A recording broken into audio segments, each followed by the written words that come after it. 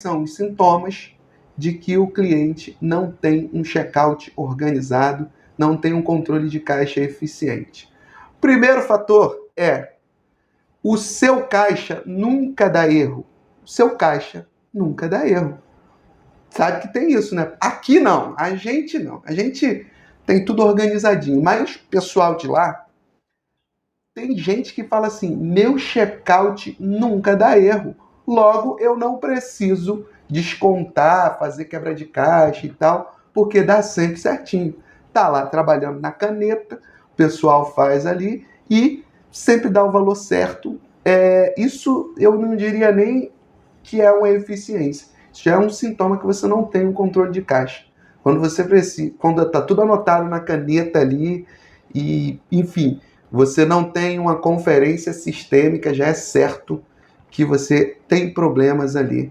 Então, o primeiro ponto é: se o seu caixa nunca dá erro, meu amigo, observa, porque talvez você tenha problemas de controle de checkout ali.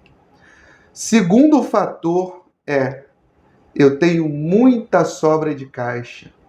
Eu diria que a sobra é mais perigosa do que a falta no caixa. Você sabe a diferença? Qual é o sintoma que nos mostra quando sobra dinheiro no caixa e quando falta?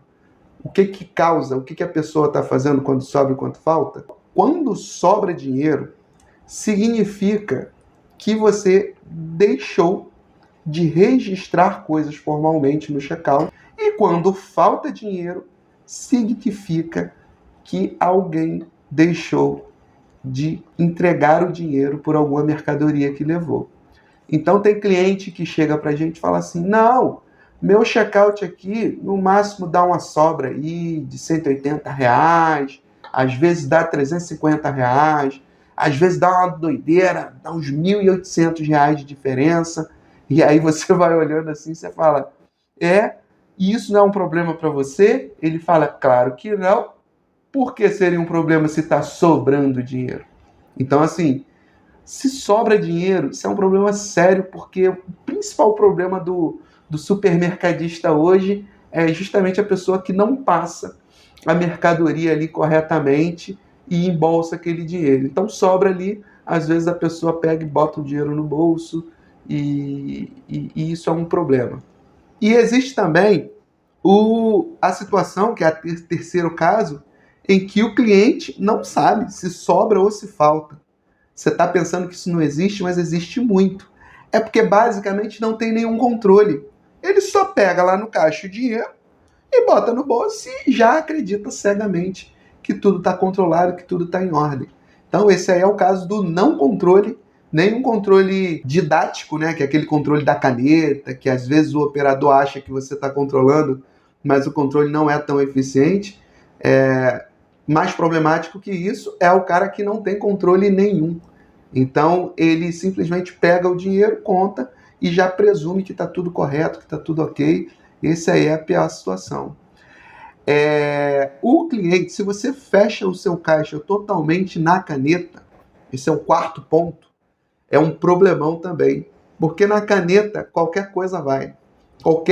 Se a pessoa consegue conferir quanto tem ali e botar o valor na caneta, pode ter certeza que você não tem um controle eficiente de caixa.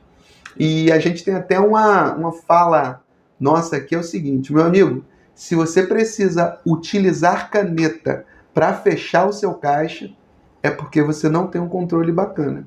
Porque você deveria ser capaz de fechar o seu caixa, ter todos os controles somente utilizando o teu sistema. Então, o quarto ponto é: se você fecha o teu checkout na caneta, certamente você tem problema. E o quinto ponto: não desconta a quebra de caixa dos operadores. Às vezes tem pessoal que fala: nunca dá quebra de caixa. E tem gente que fala: tem uma quebrinha de caixa ou outra aqui, mas eu não desconto. Eu não acredito em quem fecha checkout, em quem fecha caixa e não desconta a quebra de caixa dos operadores no contra-cheque no final do mês. Porque isso aí é um controle que é um controle café com leite. Já viu, Paulo? Controle café com leite?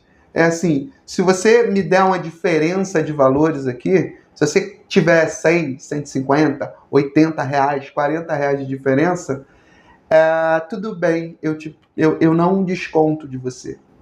Todo operador de caixa, ele recebe um valor que em muitos lugares é chamado de quebra de caixa, que é uma remuneração a mais ali, justamente para amenizar os efeitos de quando ele tiver algum desconto no caixa dele ali. Então, o que acontece? Além dele receber essa quebra de caixa, o empresário nunca desconta. Então, eu sempre falo, se você não desconta o valor do operador de caixa, pode ter certeza, você tem problemas ali no seu checkout e você não tem um controle de caixa eficiente.